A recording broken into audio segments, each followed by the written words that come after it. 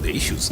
So when they criticize, they're criticizing ODMK, which is part of Azimio. And if much criticism is now coming from Raila Odinga, it means ODM is criticizing ODM Kenya, and still likewise criticizing part of Jubilee that is in Azimio, because part of Jubilee is out of Azimio. Yes.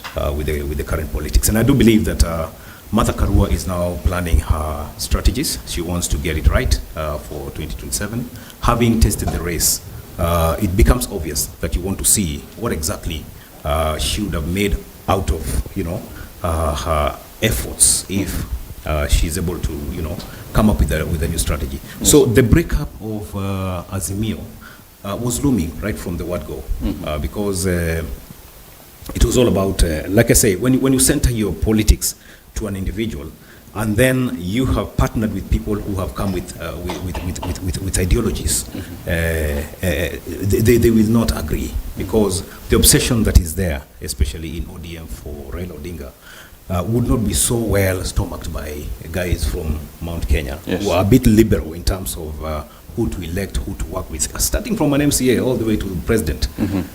You see, Mount Kenya is the only zone that you see people voting for, whoever they choose.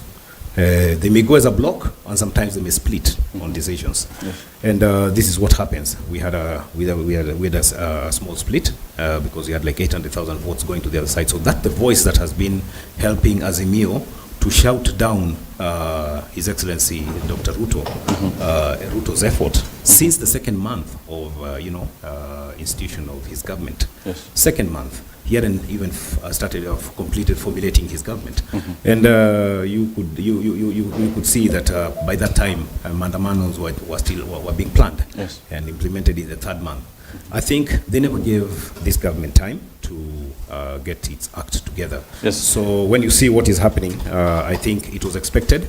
What I don't know is if now the bipartisan talks reports, whatever was in good favor for the Azimio, whether since it was meant for the whole Azimio, and now they've chosen to go it alone, I don't know how it's going to work for them. So yes, talk to me slightly about the positions that are being created. We do understand we will have prime CS, or is it prime minister position? Yes. Then we will also have the official position leader.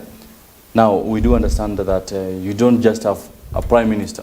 They have deputies. Yeah. All these positions, are we over-representing ourselves, or what is happening? Well, I think having the office of a prime minister, that would call for a referendum. But I'm yet to dig out to understand whether we did away with the non-executive appointee as a non-executive, prime minister, like what would have been given to Raila Odinga had we not gone for, that split by the peace talks of 2008, 2008 rather. So what I'm trying to say is that the office of Prime Minister, Chief Minister, because I think it's the office of the Chief Minister, is actually threatened because it has to go. It has to be enshrined into the Constitution. And and laws attached for implementation have to be actually legislated by Parliament, so that office can be fully operational, as independent as it would be. That is from up to down, because it would be an office that would go all the way to grassroots. Yes. That would mean more cost for Kenyans. If we are really cutting down on costs, I think creating an office of the Prime Minister, that would have been would be a no-no. But I think in terms of politics, maybe it would be created, it would be supported in Parliament, because there would be maybe a community that feels that it's well represented in that form. But I think when you have these too many, columns from the executive, I think it makes it even more expensive, because you have the funding of such an office. It's not just a ministry. Yes. Yeah, it's not a ministry. It's more of a certain column of this, or a structure of the executive that goes all the way down to the roots. Because as a prime minister, I think I would make sure that I also get to know much of what is going on even in the grassroots by myself. So which means the demands for my for whatever funding that would come to that office would mean that at the back of my mind as the Prime Minister, then I would want to have this put in place, have a team that is working on it for me, because I would also have interest for future, aspirations. Yes. Yeah. So I think it's a thing that is going to affect, if the bipartisan talks are trashed the way they are trashed, I think the government will now still have the advantage, like I said, to pick some of the things that they feel are directly connected to Kenyans and implement them. Yes, we saw Odinga insisting that we need referendum to make sure these things come to place. But then the Kenya Kwanza government is telling them, especially some MPs are telling them, that is a waste of time. Bring it to Parliament, let's discuss, let's pass it. But Odinga is insisting we have to go back to the people. If elections themselves cost us 40 billion, yes, how much would be submerged into the exercise? We're talking about billions. And how much is needed just to help Kenyans have things easier than they are, or ease off the taxes? Then I think a referendum is not really a top priority. We would be looking into something else, something different in terms of expending our tax money. So a referendum at the moment, so that we can ratify or endorse that, ratify the position of official opposition or the chief minister, I think is not really the ideal thing. That would not really affect our cost of living, in terms of correcting it. Yeah. So it's not the way to go. That's not the way to go. So that's very personal, very individual. He's after his individual interest. Yes. Yeah. Now, still on that issue, we've seen the issue actually to do with the positions. This is what has angered the Jubilee Jeremiah faction's side. Yeah. And now we also see Sabina Chege's faction coming in and saying, we accept this specific report, even if we were not actively involved. Yeah. But we accept. That is the way we should go. Jeremiah Kioni is insisting that we did not go to the streets to create positions. We went to the streets to reduce the cost of living. Yeah. Now, what is happening in Jubilee? Is it an issue to do with their party leader? You see, Jubilee is a dead party, almost a dead party, or a dying party. No, I wouldn't call it dead, but a dying party now. Dying party as in, very soon you'll see Jubilee working on, rebranding itself. Because those who are with Azimio fully for the Mandamanos, along the way, they broke up, they split. Some of them went joined government side and decided, it's time to, serve our people. Others felt that we still have to go on. Yes. But I think what Jeremiah Kioni is experiencing is, I think, betrayal of the highest level. Betrayal in the sense that he would have wished to be a leader and who would negotiate the interest of especially the larger Mount Kenya, represented by Jubilee in the Azimio, pact that they would go for with the KK government.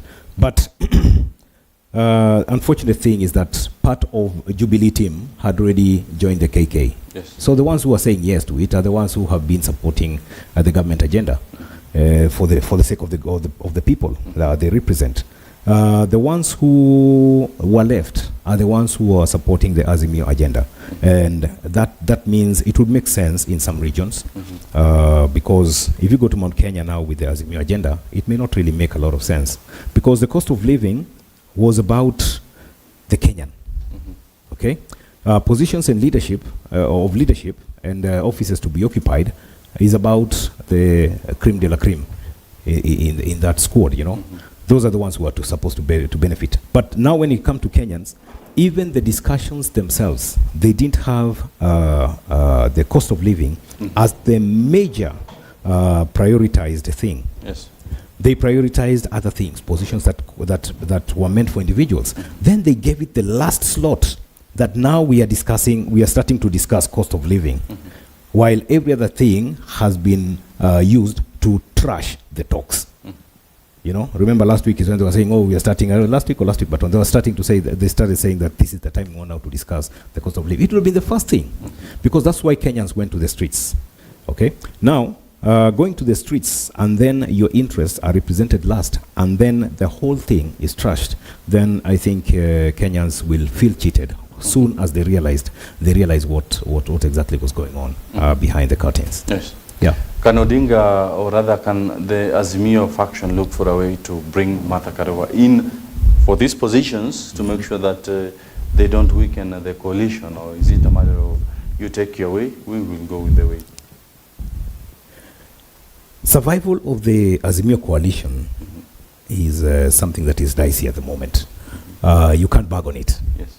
And it has already, it's actually getting to the, you know, the pinnacle of the split, towards the split. Because it started long time ago. Yes. Yeah. It's only that they were waiting for the bipartisan talks report.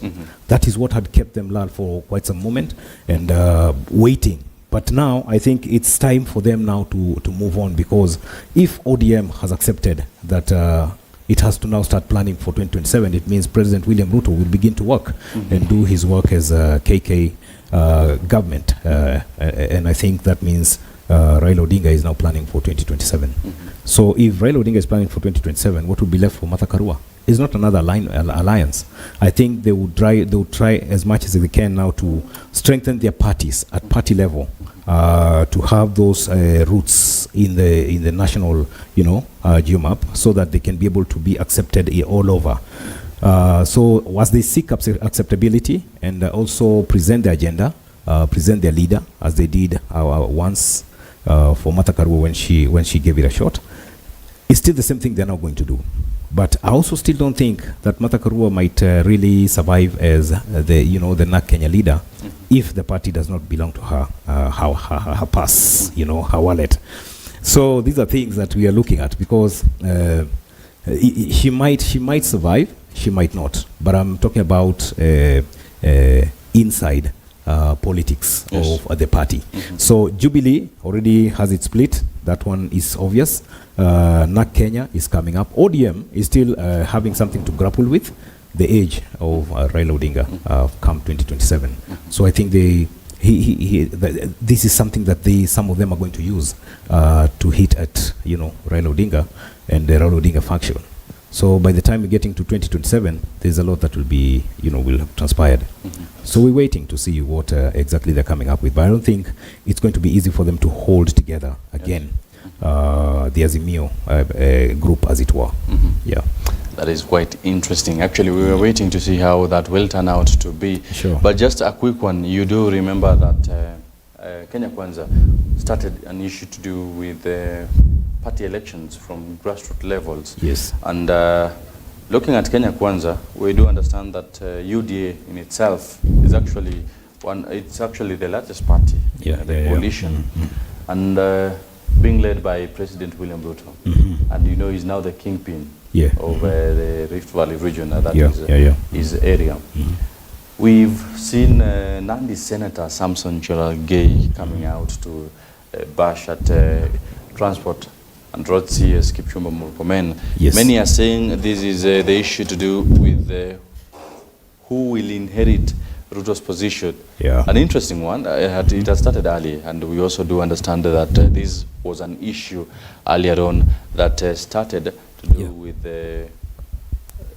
Ruto specifically, and he was forced actually to postpone the Azimio la Umoja, or rather the Kenya Kwanza grassroots elections that were to take place this December 9th.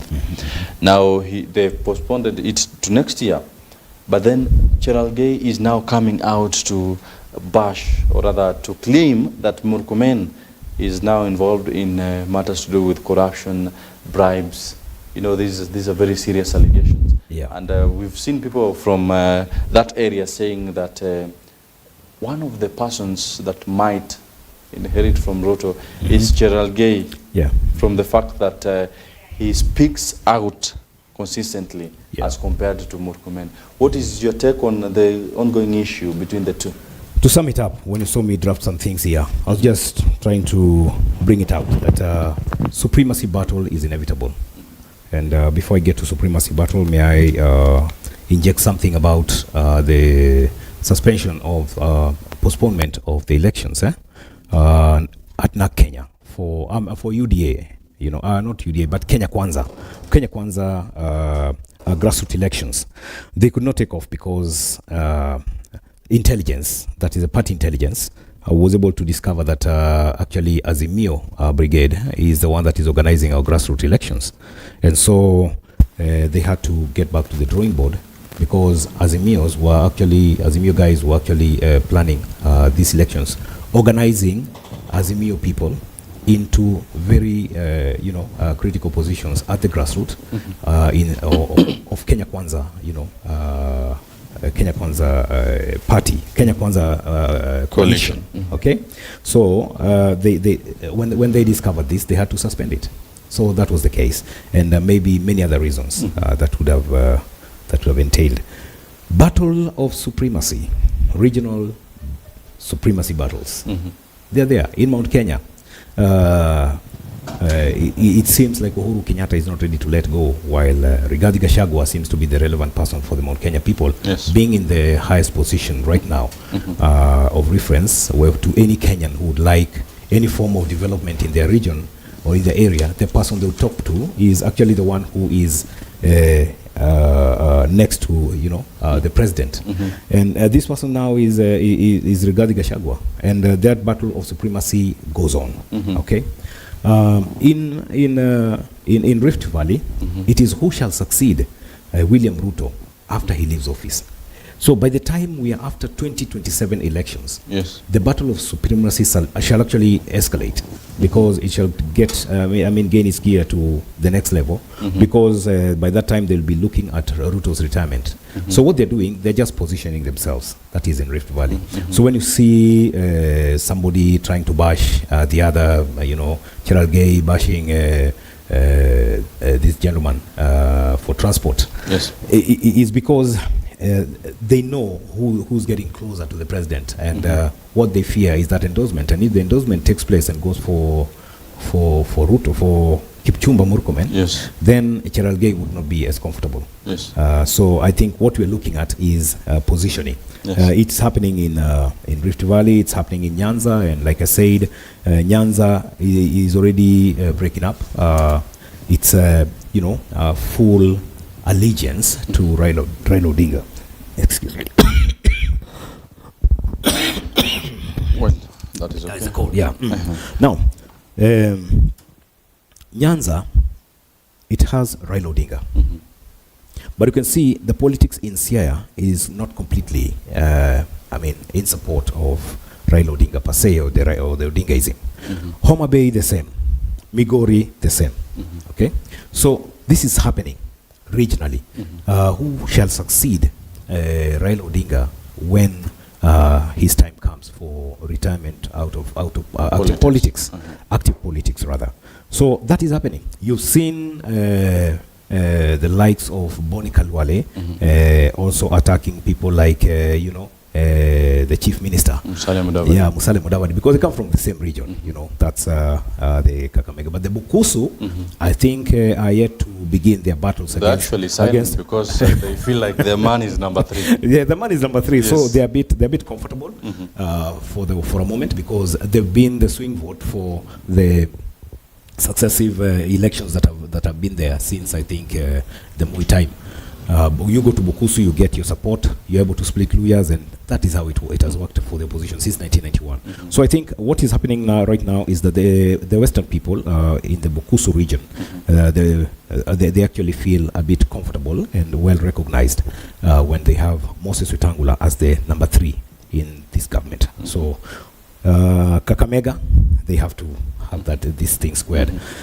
Coastal region, you've seen the merger of ODM and the Akinazi Papa group. They want to form. They're creating a coastal front, and this is in preparation for who becomes the supreme guy in this coastal region. Zipapa had been endorsed. That is Chirao Makwere by the Kaya. And the Kaya is not an insignificant group when they offer any form of endorsement. So when we have this kind of battles of supremacy, they will take place, but this is in preparation of 2027 and beyond.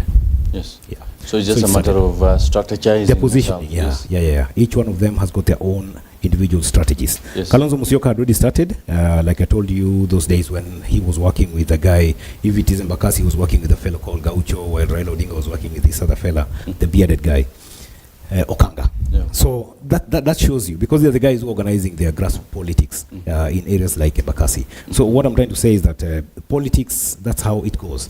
And is a game, but a serious game, because it affects the lives and the livelihood of Kenyans if played wrongly.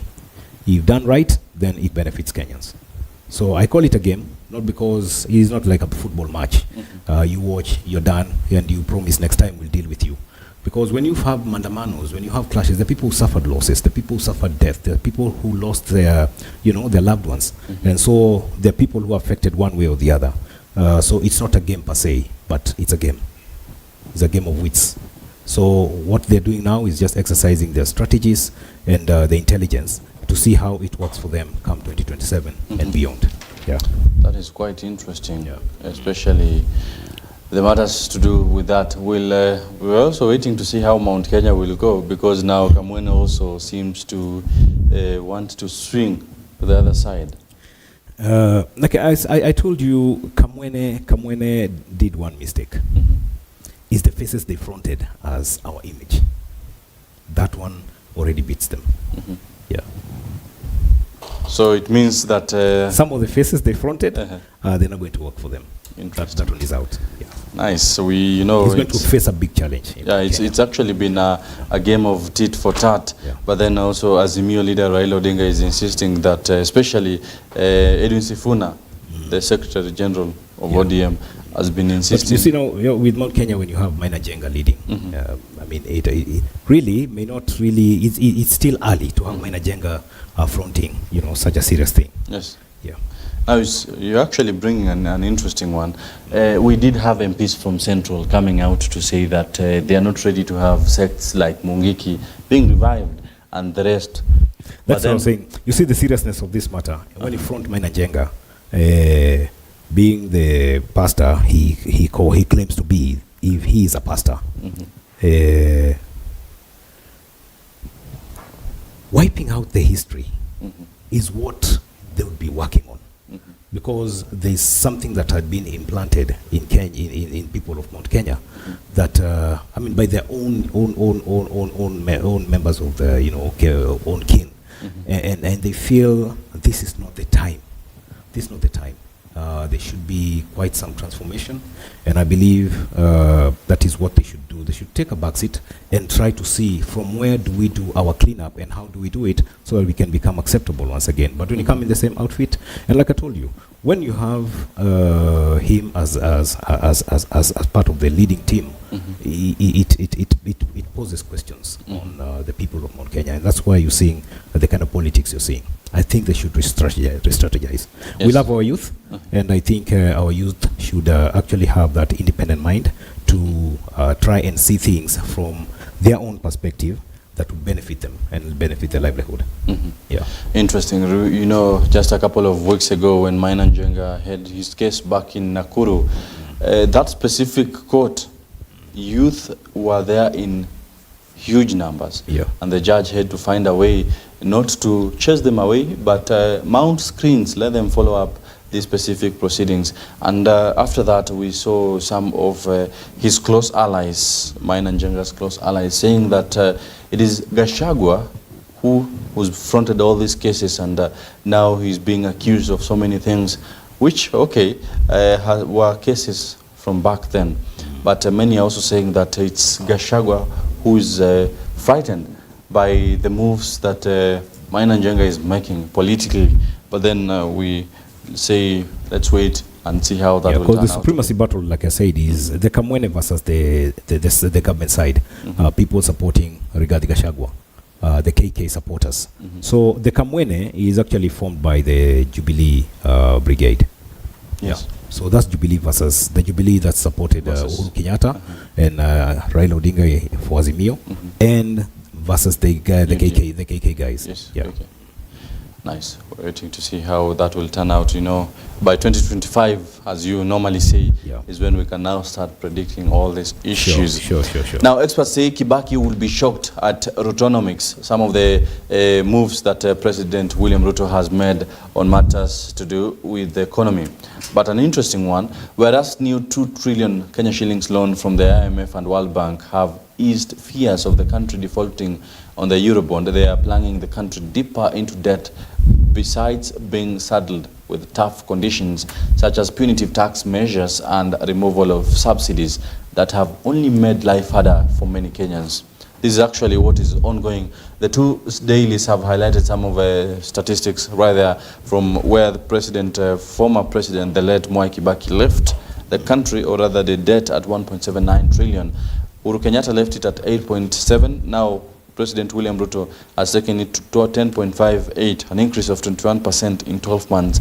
Many say these are risky moves, especially getting this loan to offset the Eurobond, which you also do understand that when a loan, or rather your loan time to repay, it matures, you have to start repaying the loan.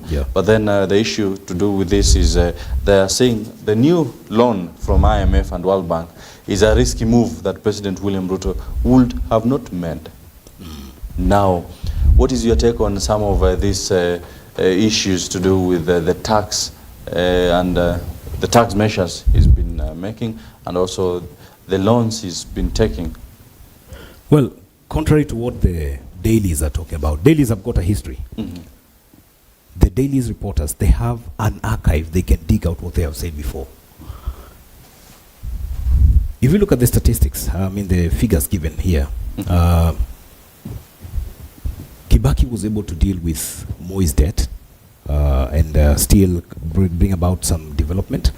But what was key with Kibaki's leadership was that he created a system that would generate income for the government, a system that was running. What happened with Uhuru Kenyatta is that when he came, he destroyed it, dismantled it, started creating his. Much as they had to work with the blueprint plan that Kibaki had since the days of Tomboya on our road network system, the bypasses and everything. They were created by Tomboya and Kibaki when he was in commerce, and I think that's the time they were able to collude and work out something for the plan of development of this country. That was 1972, the year when I was born. When Uhuru Kenyatta came, he found the debt at 1.78 trillion. When they split with William Ruto, that was 2017, we were at around 4.9 trillion.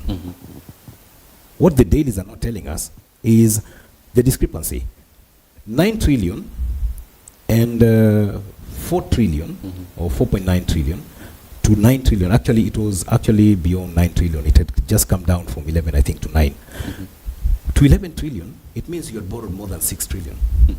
Okay? Definitely. In 4 years, 2018, 19, 20, 21, the account of what, transparent account of what has been expended of the 6 trillion plus is what Kenyans would be looking for. Filling the pages. They just give us a pull out that has got all this. So they can be able to understand, oh, this is what was done.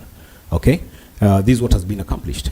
But plunging a country into this debt of such magnitude, I think it was not a way of making it easy for the successive governments. Now, when you come and find, if you give me EBN and it's so full of debts and whatever, the first thing I would do is borrow money. If I was not having money of my own to revive it, I would actually borrow money. I would solicit for funds from whichever quarters. But I'll give you a principle. In life, sometimes,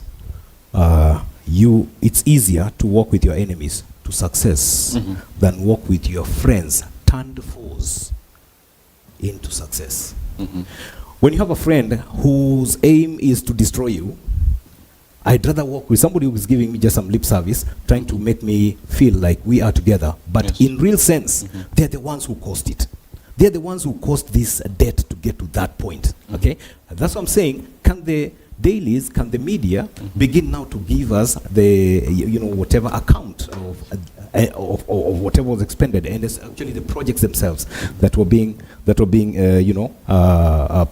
pumped with this money. Yes. So once we know that one, then we'll be able now to have a very clear basis to criticize Ruto's borrowing of 2 trillion to try and save our Kenya's face from the Eurobond that was already chewed up those days. That is, I think, 2016, 2017 there, I think, when the Eurobond was actually borrowed, I think, twice within this term of leadership, Jubilee and TNA. Yes. So what you're trying to say is that finding yourself in a state that is so empty, you will definitely have to go for some loans, and that's what the president has done, so that at least he can save face and also create a bottom for, a basis for us to, renegotiate with those people and see how easy it can become for us, so that we can be able to work it out for the next in the next 5 years or 4 years remaining, if he doesn't go into the next term.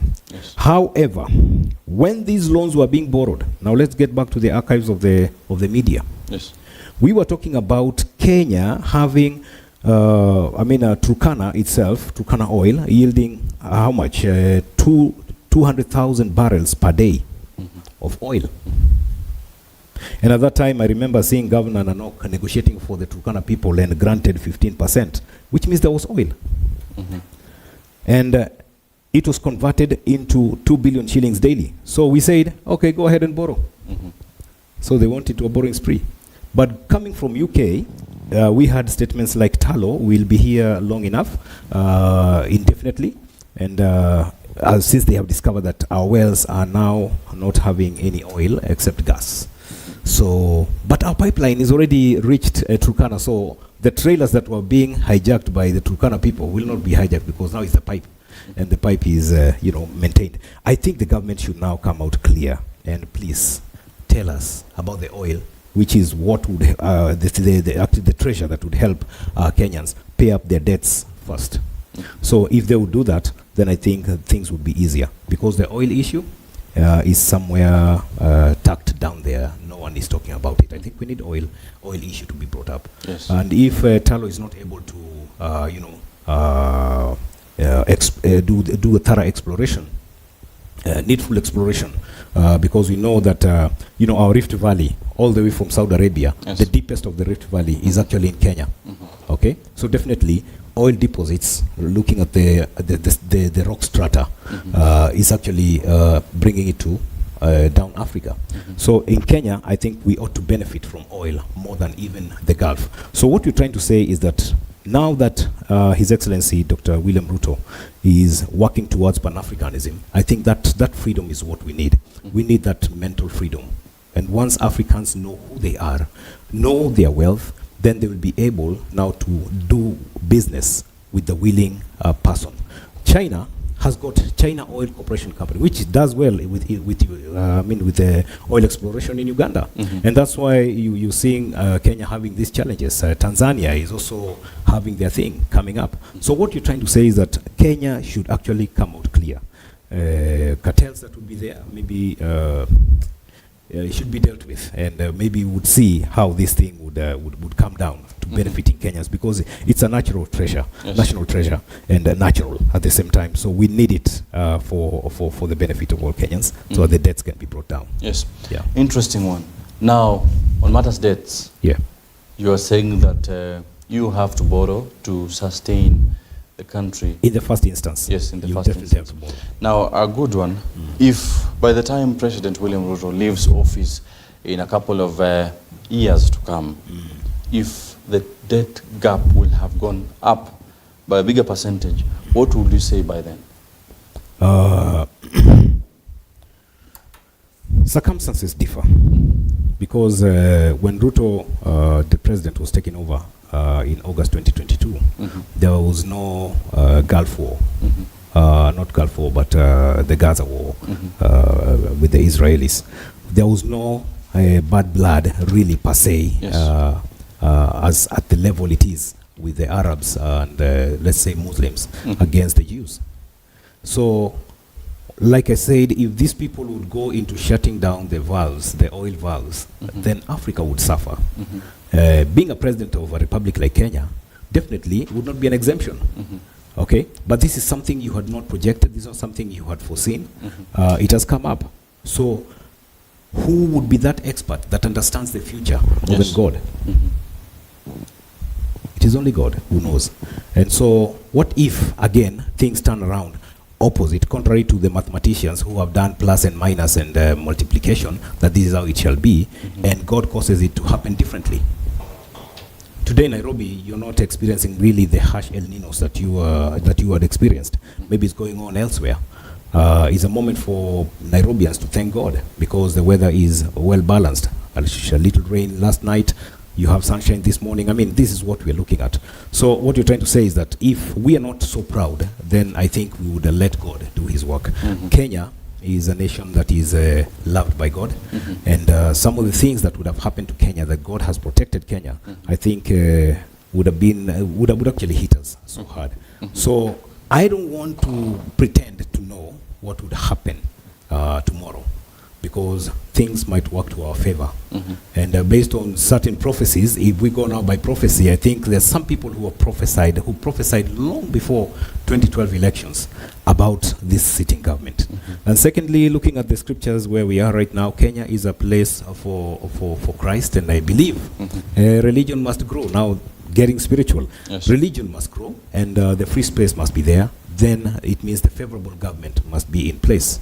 So what we are saying is that some way, somehow, the economy of this country will get back to its feet, based on the plans, if well explained, you know, to Kenyans. So you can understand, this is where we're heading, this is what we've accomplished, this is how we're supposed to do it.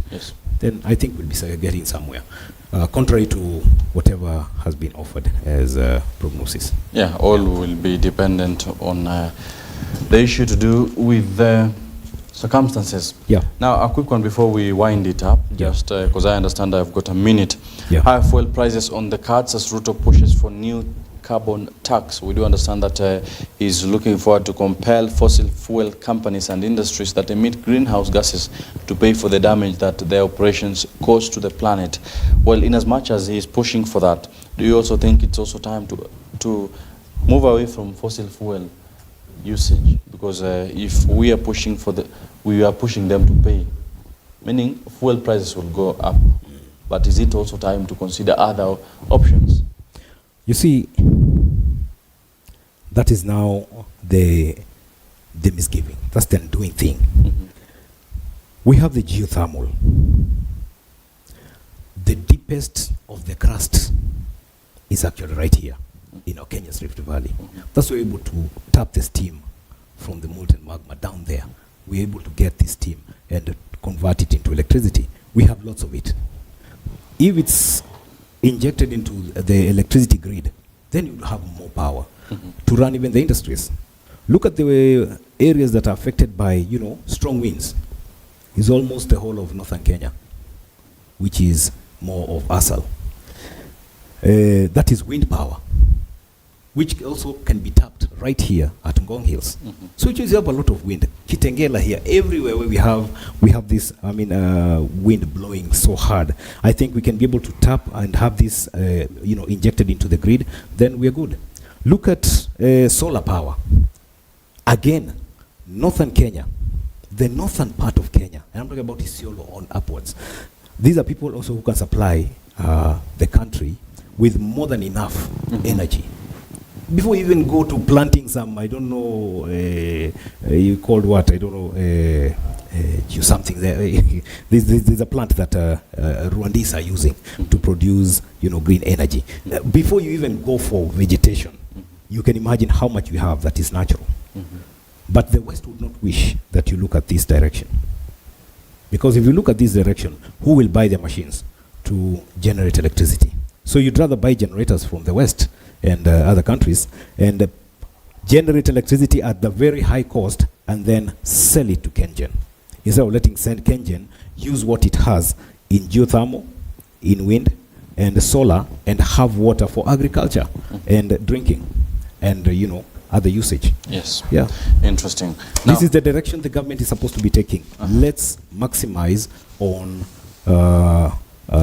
consumption of geothermal electricity, wind power electricity, and solar electricity. Yeah. Interesting. Would be out of fossil fuel. Yes, it's time to maximize what we have for the betterment of the country right here. Sure. Many thanks for joining us this morning. Appreciate Mureithi, and for your insights with regards to issues or other matters making headlines from the political bit of it and some of the decisions and major moves the government is making to ensure that the country stays afloat despite the high cost of living. Once again, my name is Samia Dika. Until next time, do have a wonderful day ahead. But remember, at exactly 11:30 a.m., Belinda William will be right back with the Gatuzi Lango, just to make sure that you're up to date with matters making headlines across different devolved units in the country. Remember, currently, the ongoing heavy rains, and also just a few days, or rather a few hours after the MP who was saved, or rather who was saved actually after being washed away by the Tana River waters after it broke its banks.